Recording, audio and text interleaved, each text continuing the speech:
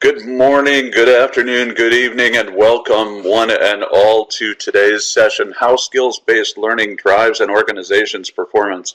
I am Dr. Alan Partridge. I'm a senior e-learning evangelist with Adobe, and it's great to have so many of you here with us today to talk about skills-based learning and how it can apply to your business specifically.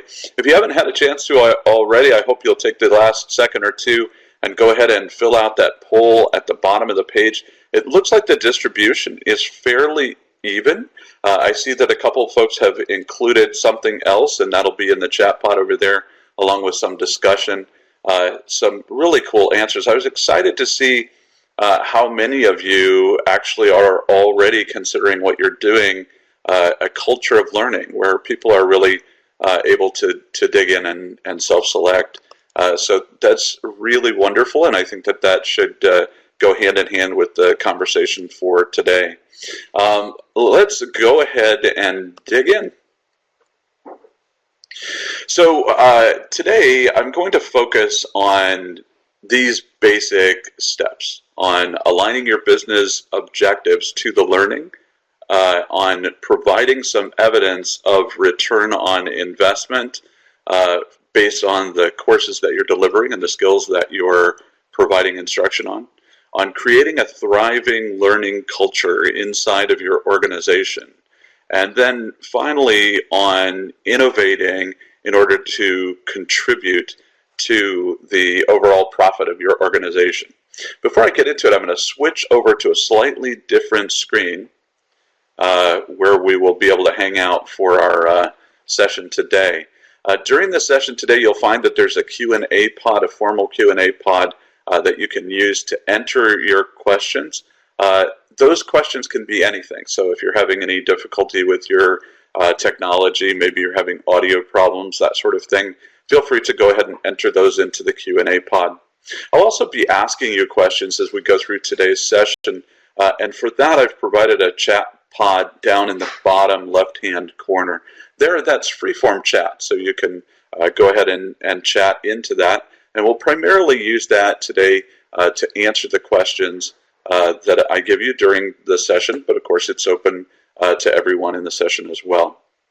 All right, so without any further ado, let's get started.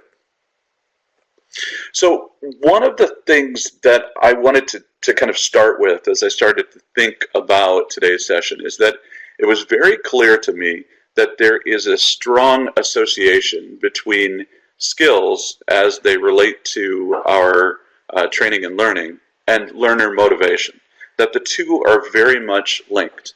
And it's unquestionable that skills, learner motivation, and business success are very much linked. And let me give you a sense of what I mean by that. Ultimately, when we talk about skill mapping, when we talk about determining which skills are important for the people in our organization to master, what we're really talking about is a plan that gives us a sense of how we're going to accomplish the goals of our organization. Now, executing on that plan, making those skills something that are actually acquired, is going to require that the learners are invested and motivated to do so. And I'll talk about why that is here in just a moment. But ultimately, those things lead to business success, but they also are derived from business strategy. So there's a nice little cycle going on there that just makes a lot of sense.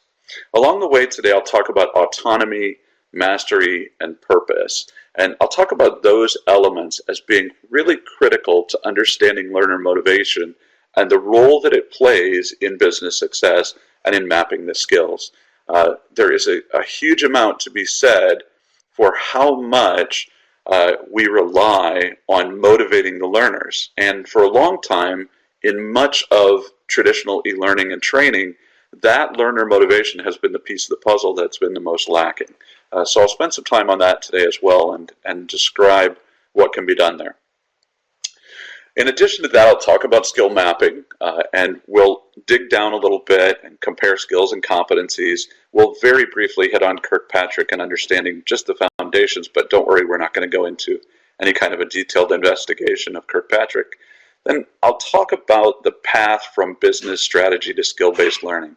This is one that if you haven't really dug into it, can be a little bit vexing because it digs in deeply into understanding the way that business management happens.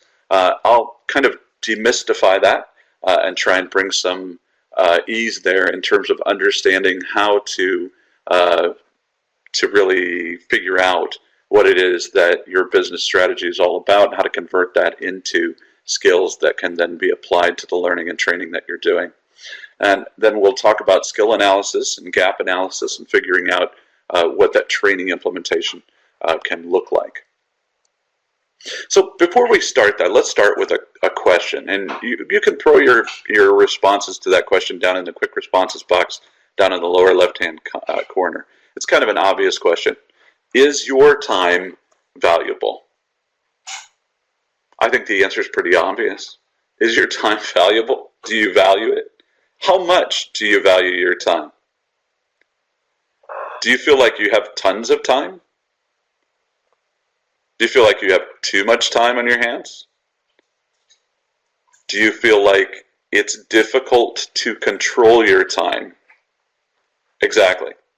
So that is a really common reaction, and notice that everyone has the same reaction. There's no one out there screaming, "No, I have way too much time. I have more time than I know what to do with." That's a very, very unusual reaction. The truth is that we're all constantly working to try to make the best use of our time. And our learners, our trainees, are in the exact same situation. They are trying to make the best use of their time as well.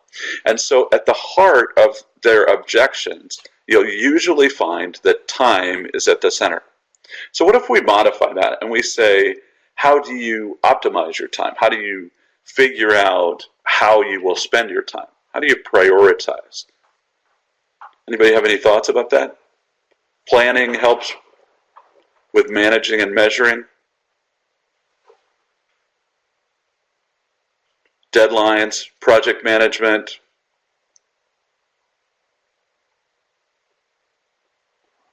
Excellent answer from Paul, aligning with the business strategy, creating to-do lists, protecting it, learning to say no from Sophia, couldn't agree more, multitasking, post-it notes, know what are the top things to prioritize.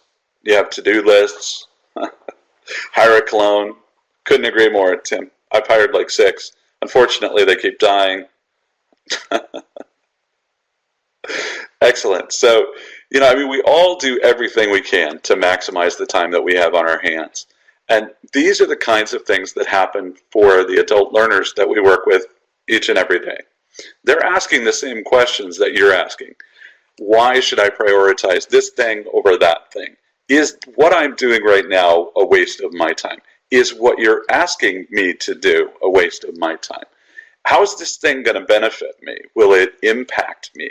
And those impact questions relate to all kinds of things. Does it impact my direct pay and compensation? Does it impact my review? Will it help me do my job better? Will it give me a better career objective down the line?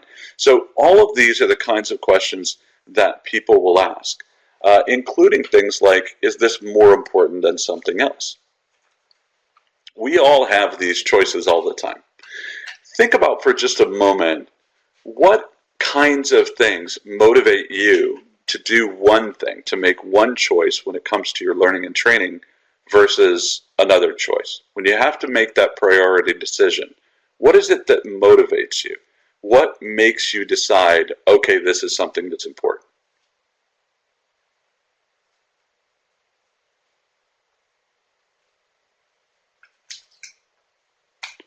Identifying where the most value lies, organizational values, survival, the threat, the opposite side. What I need right now, so priority based on the immediate needs. Being fulfilled, does it contribute to the success of the team? Needs and benefits. What will the learner benefit from most? Perceived value of the outcomes. Enjoying it, from Deborah. Is it good for the team, says Marcy. Challenges or motivates me from Nitin. Think about that, right? What's the impact of one choice over the other? Does it meet the needs of the org? Personal advancement from Mark.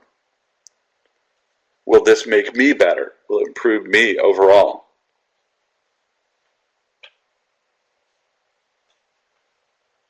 Excellent. Any other thoughts?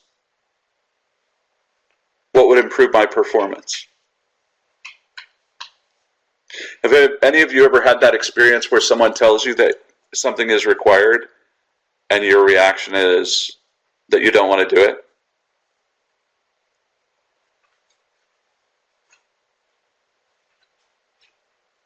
Yes, from Heather, from Rebecca. A lot of the time, right? So sometimes that can be demotivating, right? What other kinds of things demotivate you? Conflicting messaging, being told two different things about why it's being done, not understanding why it's being done. Compliance, the whole nature of compliance, being forced to do it. Don't know how to do it. Don't understand the vision. The timelines are unrealistic. Implementation without reason. Lack of trust from the people around you. People not considering my viewpoint. No reason provided. No direct impact on me or my success. In other words, it's not relevant to me. No leadership buy-in. Excellent. And flavor of the month is a perfect way to describe many of those things. So all of these kinds of things act as demotivators, just as other things can act as motivators. Now, Daniel Pink has some interesting things to say, which are really an aggregate of a bunch of different folks' thoughts on what motivates and what demotivates. And so if we look at the model that Pink proposes, it's kind of an interesting model. He says, look, there's negative things, demotivative things, and positive things, things that motivate. And those can exist on a kind of a vertical axis. And on a horizontal axis, some of those things can be external motivators, like people pushing you to do something, and some could be internal motivators, you pushing yourself to do something. Pink interestingly observes that the only option that will create sustainable long-term motivation is this upper right quadrant. I want to do it, so I will do it, right? I feel motivated internally. I feel justified. Look at what happens when you break those out. If you say, hey, it's positive and it's external, that's like when somebody offers you a cookie or a reward. I'll never forget once when I was teaching at a university, and they really wanted us to fill out these summary forms at the end of the semester about student performance. And everyone who filled out the summary form showed up the next day for work, and I was one of those crazy people who did the summary form. I did it for my own reasons because I thought that it had some value to aggregate that information. But ultimately, everyone who did it had a cinnamon roll, a terrible little, like prepackaged cinnamon roll in their mailbox. And everyone who didn't do it didn't get a cinnamon roll. And I bet you wouldn't be surprised what happened the next time they asked me to fill out that form. What do you think? If you guessed that I didn't do it the next time, you would be correct. Exactly. And that's a pretty typical response. It can be, in fact, very kind of humiliating and demotivating to provide silly or trivial rewards. It's insulting, right? That did you have to give cookies to those of us who did our job the way that it was intended to be done? Yeah, it was absolutely irritating. There are also motivations like punitive motivations, right? And we do these in learning all the time. Think about it. How often do you set up a schedule and send out a reminder with either a direct or a veiled threat? Either you finish this training within the next X period of time, or I'm going to whop you over the head with a stick. Either literal or theoretical. Do it or you're fired. Do it or this will happen. That sort of thing. So I might do it for ice cream too. So those punitive measures, equally, in each of these cases, these things might work. They might work some of the time, but Pink's pointing out that they don't work long term, and they aren't sustainable. They're not something that's going to create a culture of learning for you. They're something that's going to antagonize or demotivate people eventually. So ultimately, we want to be able to look for these kinds of solutions. By the way, this deck I will provide for you on SlideShare. So if you want this deck from today, you can check it out on my SlideShare account, which is just slideshare.com, Dr. Partridge. Here we go.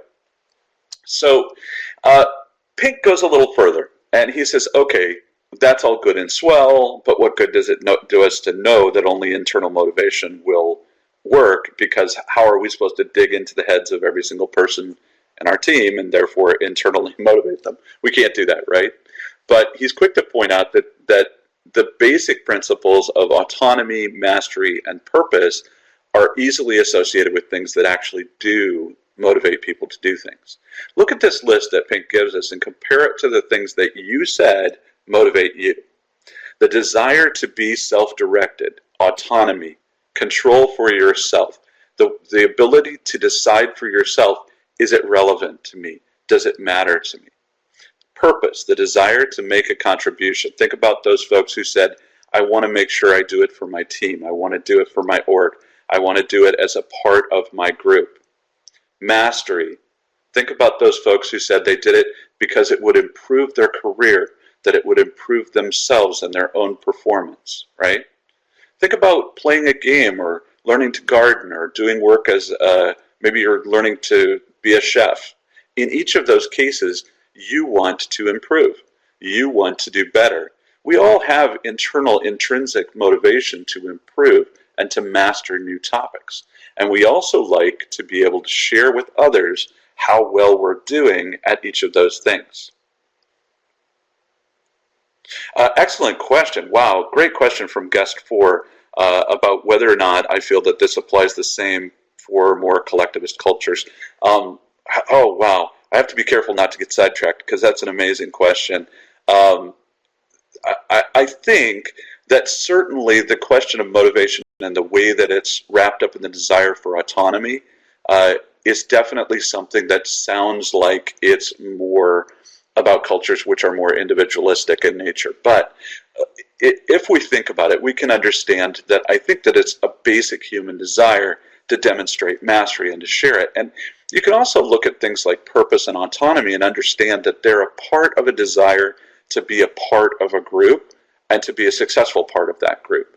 So the idea that we check ourselves and try to be good contributors is, I think valid across both notions. So very, very good idea. So let's kind of drill down on that and try and make it more practical, right? And I'm always thinking of, okay, well, how can you actually apply these concepts to the work that you're doing day to day? Well, think about self-motivation and the arguments Pink makes. And I think you can break them down into these 3 big categories. First, removing the barriers to success.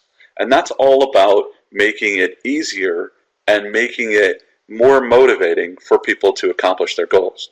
So providing solutions that are easy for people to use, things that involve easy access to information, things that involve people being allowed to use their own personal choice so that they can decide when to access material, where to access material, how to access material. Things that include clear communication and expectations and purpose. So letting people know exactly what's expected of them and yet still giving them a choice. And we'll talk about how skills set us up for a world where we can give people complete control over how they're going to learn something, but still assign to them a given skill that we want them to learn and explain to them that that skill's been assigned to them because the organization feels that it's important given their role. We can also provide more incentives and fewer kind of disincentives and create a structure that's more conducive that way.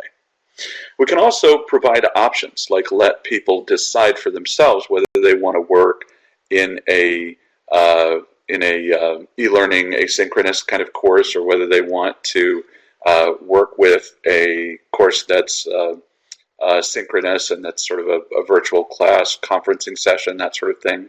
We can give them options to let them choose what's relevant to them in their career.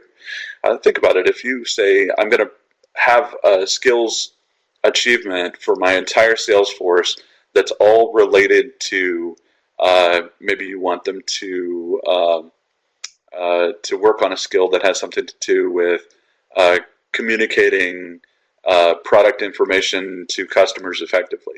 Well, that would be a great example of one that's going to be a disaster if you sell more than one or two products, because ultimately your sales team is going to be differentiated. They're going to have different products that they focus on. They're also going to be stratified. There'll be beginning levels and intermediate levels and advanced levels. And so having the ability to differentiate and let them self-select those items that are most appropriate for them and to differentiate those are going to be huge value to people when you're actually delivering content. Giving flexible timelines can be enormously powerful. You don't know when the people you're assigning learning to have personal deadlines, have other projects on the table. So providing flexibility and understanding that work schedules often require that people sort of drill real hard for a while and then they lax up can be a really powerful tool to making sure that you get the outcomes you want. Finally, providing opportunities for belonging and recognition should not be underestimated. Ultimately, we all as humans want to be a part of a group or an organization. It's a natural instinct. And so by providing opportunities for people to shine, to show that they're progressing, to show that they've been effective, that they've created some mastery, celebrating personal progress and mastery, all of these things can contribute to really successful overall projects when it comes to developing the learning. So for those of you who maybe haven't had much exposure to skills, just a quick, let's do kind of a quick informal survey in the response. Hands up if this is the first time that you've really talked about competencies or skills.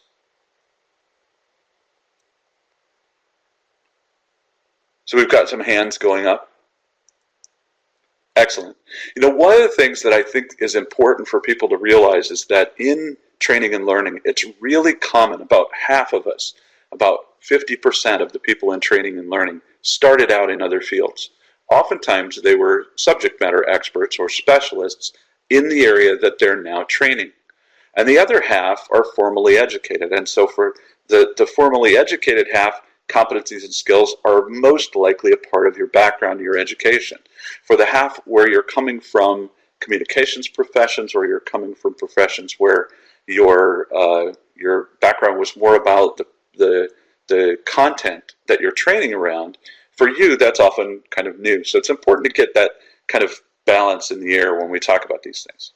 So if this is new for you, a competency is basically a combination of knowledge, skills, and behaviors, meaning that you've got to have some core information, you've got to have some things that people can do that are observable and measurable. And then finally, it's a sense of how people do those things. How do they actually approach those problems? So think of a competency as a container for all three of those things: knowledge, skills, and attitudes. Often in our e-learning, we're very, very good at testing for knowledge. We often have trouble with skills. We have more difficulty understanding whether skills are being communicated effectively. So it's important for us to make that distinction. A skill is any specific learned activity, using a computer, checking somebody's blood pressure, making donuts, but also listening effectively is a skill. So it can be a fairly abstract kind of a thing, but it needs to be observable and measurable, something that you can see and determine whether it's actually occurred. Oftentimes, there are lots of different skills that happen inside of a single competency, and there are also often lots of pieces of knowledge and lots of kinds of approaches or attitudes. So you can think of it as a combination of all of these things together.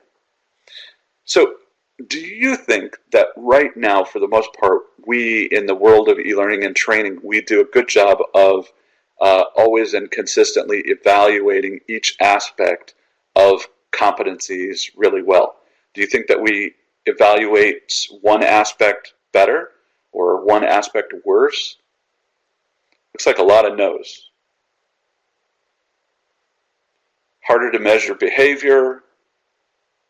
Time isn't necessarily taken to look at the components. Carol says we do knowledge better. Vicky says all over the board.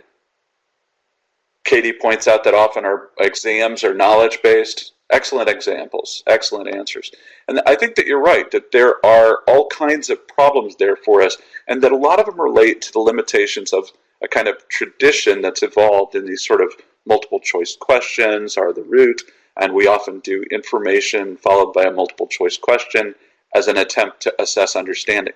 The downside of that is that the outcome is usually that if people learn it, they only learn it long enough to pass the quiz, and they don't seem to apply the information that they learned to the actual job performance that they have later on. So one of the things that we can do is implement some solutions like simulations and other kinds of solutions for training that can help to get to the heart of the matter of transferring that knowledge into actual observable actions and behaviors on the job.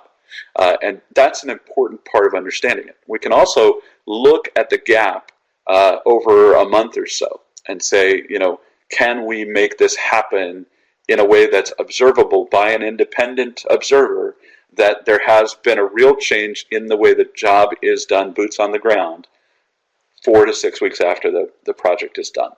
So we'll talk a little bit about that as well. So I don't want to belabor the Kirkpatrick stuff. I'm just going to give you a quick reference point here. It was back during the 50s that Kirkpatrick introduced his 4-level model for evaluating learning impact. The basic notions are reaction, like right-away reaction to the content that was given. Learning, what did the person actually learn during the training? Behavior, did it alter in any way their overall job performance?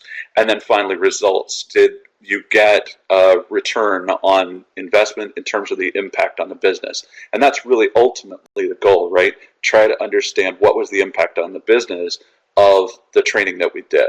So think of them in that sense. The reaction is like smile sheets, the feedback forms that we give people at the end of a training session, that they go in and tick a little like or checkbox and say, hey, this was exactly what I expected for the objectives that I had in mind, or this was not, and all those kind of reactions. The learning, whether or not there was some information transferred. The behavior is the outcome measured afterwards independently. Did they actually transfer that new knowledge into on-the-job action? Were the new skills gained that improved the results in the field when the person was actually working? All right. So the one that's the most interesting, obviously, is that one that we've hit on here, the attitude or the behavior. Is this knowledge transferred to their on-the-job actions? So there are a few different approaches that you can use to get practical here. You can do delayed knowledge testing. So you can say, okay, well, I've got some good questions. I think that they do drill down to the heart of whether or not a person understands this. I want to wait until a period of time has passed after they've taken the course, and then I want to deliver them some additional courses. There's some services that you can subscribe to that will help you do this, that will send out an email to your learners X number of weeks later, prompting them with additional questions and encouraging them to go back. You'll also find that solutions like our new Captivate Prime allow for revisitation of content, where learners can actually be prompted to go back into the content, visit it again, and go over some piece of content that they got during the session. Prime, interestingly, actually sends notes out to the learner if you choose to. So you can actually send notes out that the learner took themselves to remind them of something that they had wanted to remember during the course. They can then go back from the note, revisit the course, and think about it again. You can also do formal or informal on-the-job practice. These are hands-on trainings or simulations that are practice. You could do those as a computer simulation in some cases, where people are dragging items around to simulate actual on-the-job interactions, or people are doing something on the screen that's similar to what they would do in the office. Or you can do them practically by sitting in an actual room. and doing exactly what it was that they do on the job, or even doing it in the situation of the job. You can also do a manager follow-up after the event. Again, Captivate Prime does this 4 to 6 weeks after, sends out a Likert question to the manager to see whether or not the skills taught during the training are actually being applied on the job. So a few different ways that you can do, and I'm sure that folks in the room, several of who have really great ideas, could easily probably throw in their own ideas into the chat pod as we go about what can be done for that kind of skill assessment and behavioral assessment further on down the line. So I wanted to do this little quick mock-up. Now, it's sort of a review. So what does this process look like? And I found these awesome, cool graphics, so I get to share them with you. So this is the basic idea, the kind of high-level model we're talking about. The leadership team gets together. These are the bosses, right? The senior leadership, the CLO and the CTO and so on. And they get together and they define a business strategy. They come up with a plan for the business. What's the business strategy, the business plan going to be? Then the chief learning officer or the director of learning, the person in charge of training and learning, they get together with the learning team and they align the business strategy to the skills. Now don't panic, I'll get to detailed breakdown of how you do that in just a minute, but just to get a sense of the macro here, the learning team will then take that business strategy and align it to the skills that would have to be in place in order to achieve the business strategy results that have been defined by the senior leadership. So that's that next step. The next step then is that the employees are assigned those skills by the learning leadership. So the learning leadership takes a tool like Captivate Prime and assigns skills out to the learners. The learners see the skills in their common learning interface, and they then have the opportunity to choose the courses that best satisfy their personal needs, their personal learning needs, but also that allow them to upskill along those skills that have been assigned to them. Then you recognize and you reward individual achievement, individual mastery, things like upskilling, personal upskilling, things like being a self-motivated learner, things like accomplishing a lot within a limited period of time, things like reacting quickly, things like performing well compared to your colleagues on those metrics. And so all of those things can be recognized and rewarded. And because they're shared among the team and the colleagues, they provide incentives to people because people can see, how am I performing compared to the other people in my immediate work sphere? Then finally, you can validate that return on investment with skills, with reports on the skills. So you can go back then to the senior leadership and show them that according to the managers, who are independent third-party observers, there have been these skill improvements on the job after these courses. Those can be directly correlated on a course-by-course basis. So not only can you report how well the organization is doing on enhancing the skills, you can also report how well individual courses are doing compared to each other. And you begin to develop a kind of tapestry and understanding of the effectiveness of each learning element in your entire learning arsenal. So it becomes a very powerful model. That's the basic macro, the overall view. Let me see what your comments have been as I explain that. Okay, so Katie asked, what tool was that shown for assigning skills? So that's Adobe Captivate Prime. So in the background of those 5 slides, I've shown you Adobe Captivate Prime and the way that it sets up skills and allows you to assign the skills to the learners and allows those learners to self-select and all of that kind of thing. All right. So the last big component then is the component of results. So what you want to know ultimately is, how did the training I had impact the actual business results? And for that, I think that you've got to do several things. You have to be able to prove to the top level executives that the training had a real impact on the business results. If you think about this the other way around, you think, hey, can I take the business strategy, break it apart into those elements which require training? Can that training then be written up as competencies, and can I break those into skills. So let's take a look at how that process would work right now. How would we actually do that process? What is the path from business strategy to skill-based learning? So the path looks something like this. Now, if you don't come from a world of business, you didn't study business management, it can seem a little weird. But, you know, my dad was a very wise man, and he told me once, he said, look, ultimately, in every field, people are doing basically the same things. The reason that one field is difficult to learn from another field, or that seems kind of seems mystifying, is the jargon. It's the language that they use. Okay, so in the business world, they're using a different language than we use in the learning and training world. So we have to understand at least this much of their jargon. Their jargon says that they need to have a business strategy that has a defined scope, meaning, you know, what are the geographical areas that is relevant. It has to have a specific time frame, and it has to have a critical differentiator, something that they think of as a strategy that will make their business different than all the other businesses that compete against them, and different in a way that it will have strength against its competitors. Okay, so a typical strategy might look like this that we see at the top: double the annual profits worldwide by leveraging the fastest innovation in the industry. Okay, so the scope is global, the time frame is this year because it says annual, and then strategy, the differentiator in this case, is innovation. So the business strategy here is innovation. Now don't be freaked out if you're thinking, okay, I have no idea what the strategy of my company is. That's not unusual. But I bet you can figure it out. A great way to figure out business strategy for your organization: look at all the other competitors in your field. Can you think of one that their strategy appears to be they're the low-cost provider? They're the lowest cost solution for whatever the thing is, right?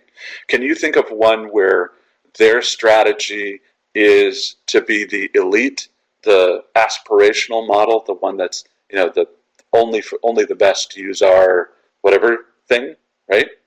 So you can see that these are common approaches, and innovation is also a common approach.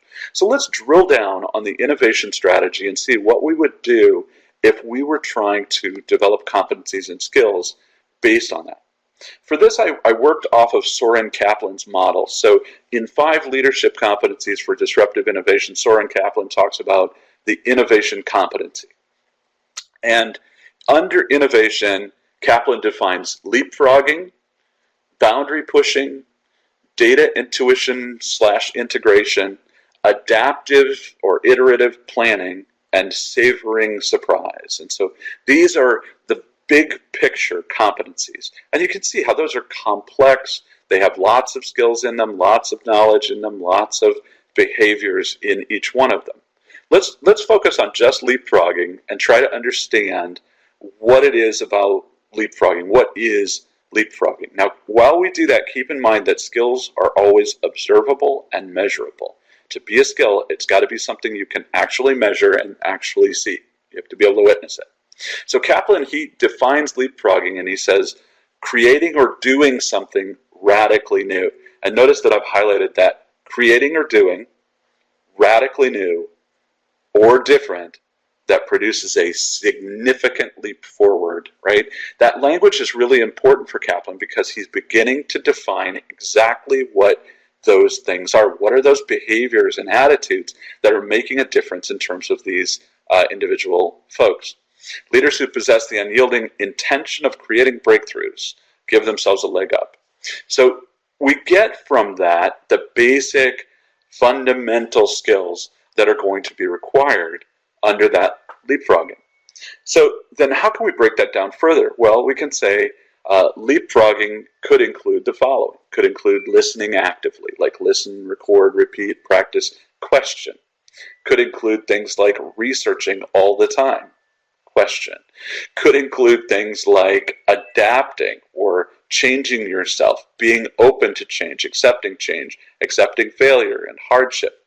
Creates somebody who's a maker. In our modern society, this is something we hear all the time, people who are makers, who like to build and create new things. Someone who's volitional, who chooses to do things rather than non-volitional, just chooses to be passive and kick back and follow the crowd. And so each of these become behaviors that help us to understand what is going to be required for somebody who leapfrogs. I mean, ultimately, this is somebody who doesn't just jump one step ahead, they jump 4 steps ahead. They leap over the next level, maybe even the next 2 levels, and they leap all the way, 4 steps up into the future. So from there, you take those skills that you've defined, and maybe you research them like I did with Kaplan. Maybe you find what other people have said. Maybe you develop them on your own. Maybe you have team meetings and discuss what they might be. But you develop those skills, you determine the information, the skills, and the behaviors, and then you develop the training specifically to correlate to those skills. So, for example, if you say, hey, the listens actively skill, what are those elements that we would need to actually put together? Worth noting, a lot of these skills are going to rely on things like simulations, on gamification, on practice, on prompts, reminders, job aids, all of those kinds of things. So it expands what we're doing beyond the traditional kind of flip page turner kind of thing. So all of that's cool, but how can we use that to evaluate whether or not we have business success? I think that we need these elements, and this is me. I think that we need to provide evidence that the training improves your on-the-job performance for the trainees. I think we need to show that the trainees are positively self-motivated. I think that you have to establish a culture of learning that is active and that's growing in your organization. And then finally, I think that training has to have a direct positive impact on the bottom line of the business. And this is an important one. Ultimately, in lots of cases, we find that training organizations are the first ones to get cut, because all too often, training organizations are thought of as what is called an operational expense. An operational expense.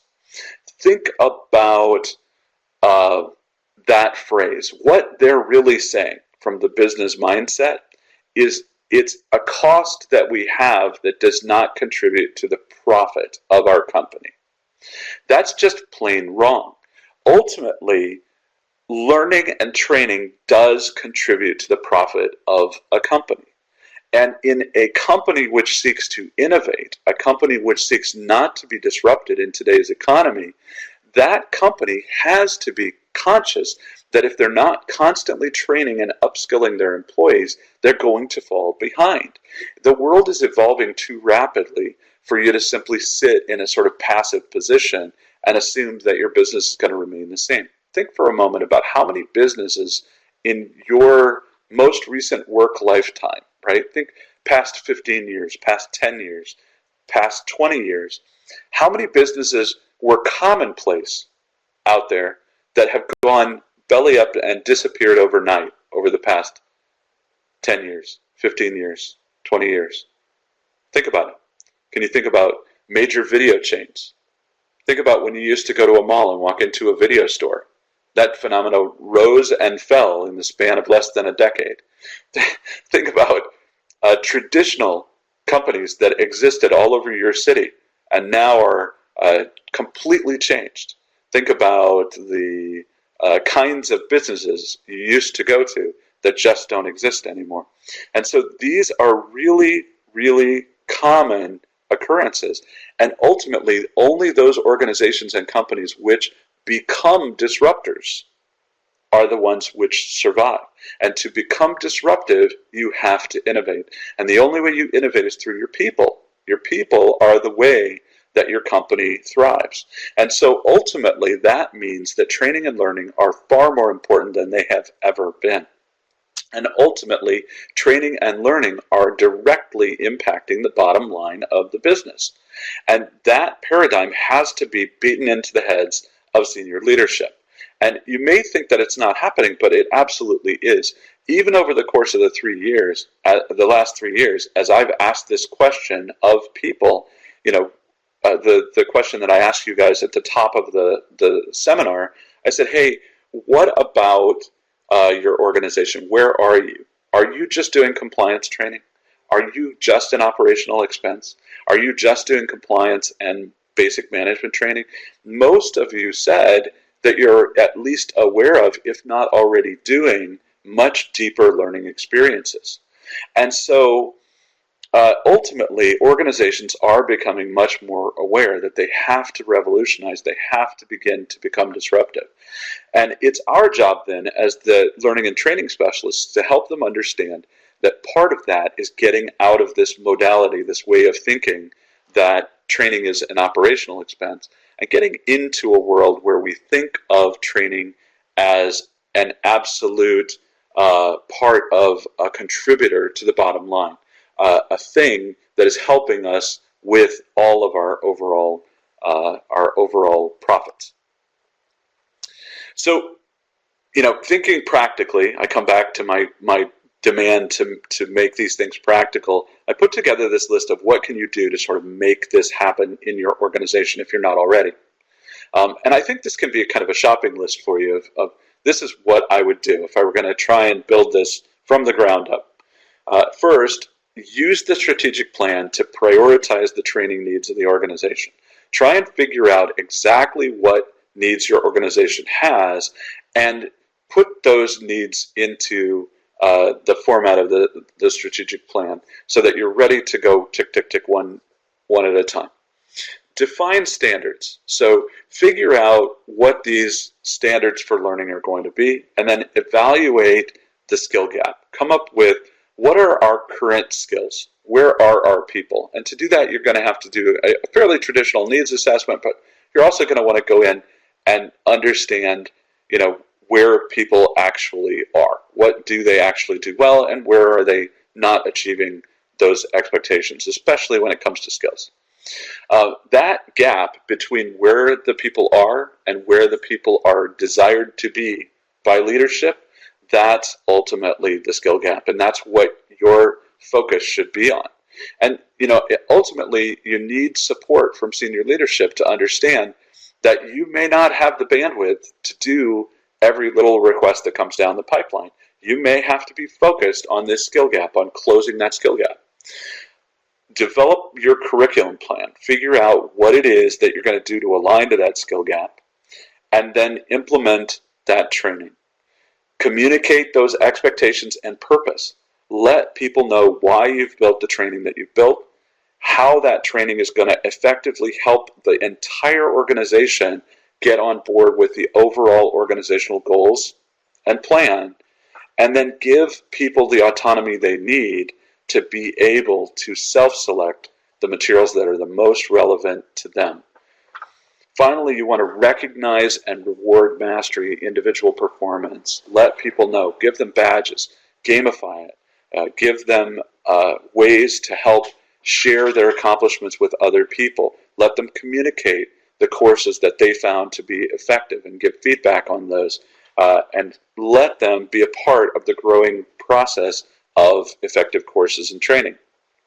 And then go back and evaluate the skill enhancement. Use the Kirkpatrick L3, use the tools that you have at hand to do the skill-based reporting, use your managers to ensure that the reporting is actually happening, and get that information back both to your senior leadership so they can know whether they're achieving those goals that they had, and to your learning leadership so that they have the ability to go in and say, you know what, this course was more effective or this course was less effective.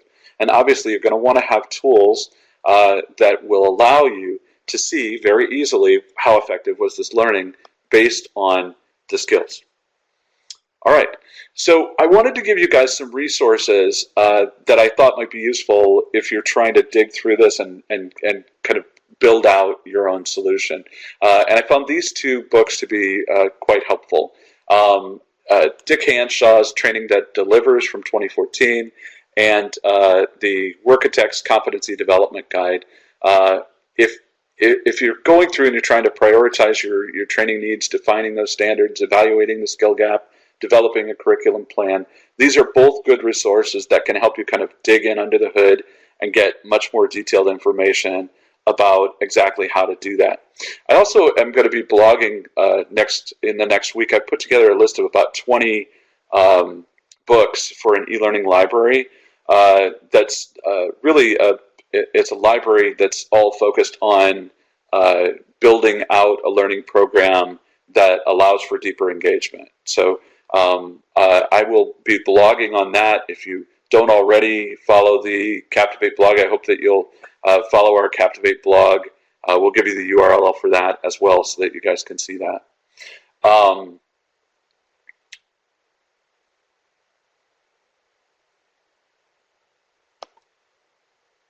right. So just in terms of wrapping up thoughts, I think that if we think about the overall process, we want to remember these basic kind of hallmarks, these things that we actually really need to consider important to motivate the learners, to get them focused on the skills, to implement those skills effectively. And those are: explain the purpose, let people know why they're doing what they're doing, grant autonomy. People are your greatest resource. Give them as much individual control and authority as you can to self-select those things that are good for them. Implement the training, encourage that self-selection, evaluate the enhanced skills, find out based on individuals' responses and feedback, but also based on their bosses, their managers' feedback, whether or not those skills are actually being demonstrated on the job.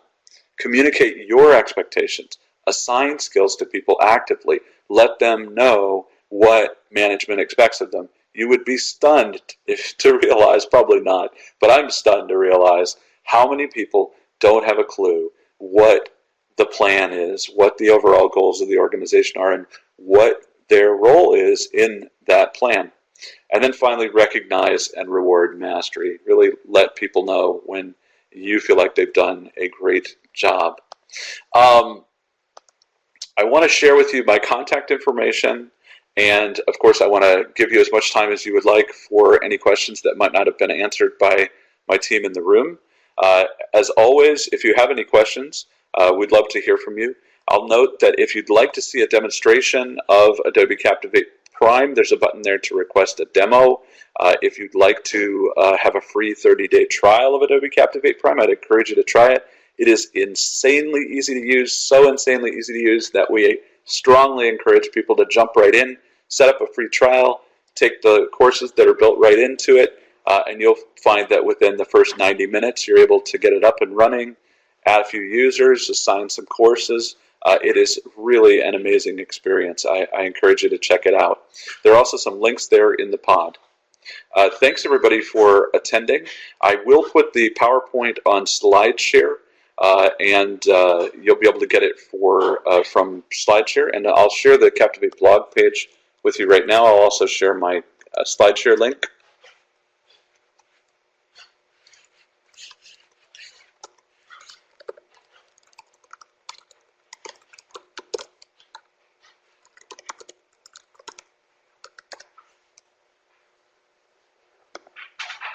And I'm getting you this SlideShare right now.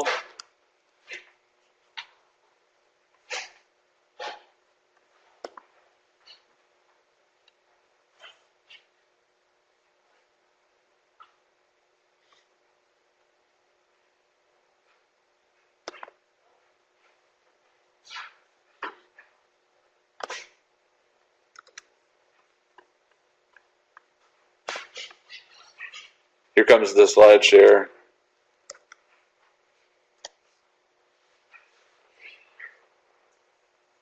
Thanks, everybody. The recording should be made available through the Training Magazine website in the next 24 hours or so, and I think that Avranil will mention more details on that. Thanks to everyone, and thanks to the good folks at Training Magazine for setting everything up. Thanks to Gary, who I see. We'll also probably be sharing the information. And I hope you all have a wonderful week.